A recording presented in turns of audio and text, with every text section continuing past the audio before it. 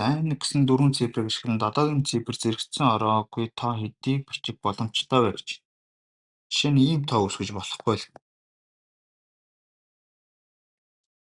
Дадаагийн цифр зэрэгцэж ороогүй тоо хэдийг бичиж болох вэ? За ийм тоо үүсгэж л явах болохгүй гэсэн үг.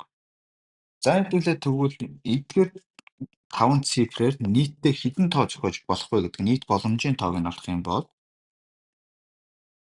нийтдээ 5 тоо цифр байгаа. 5 цифрийн байрыг сэлгэх боломжийн тоо нь 5-ын бэлтрэл.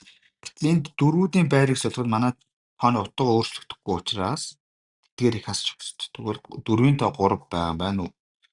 7-гийн тоо 2 байгаа маань 2-ын бэлтрэлд. За энийг бодох юм бол 5-ын бактериал гэдгийг бид нар 3-ын бактериалыг үржтгэн 4 үржтгэн 5 гэж хичээлнэ. Нугаах нь 3-ын бактериал. 2-ын бактериал гэдэг чинь 1 2-ын үржүүр. Энэ хоёр хоорондоо орогдоод энэ хоёр хоорондоо орогдоод 2 тэнцүү нийтдээ 10 боломж байна гэсэн. За одоо тэгвэл 7-гийн цифр зэрэгцсэн ороо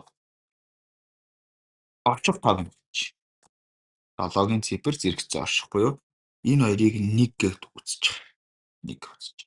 Тэгвэл бид нэр цаанаа нэг цифр байна гэдэг чинь 4 4 4 дахиад 1 7 гэсэн үг шүү дээ.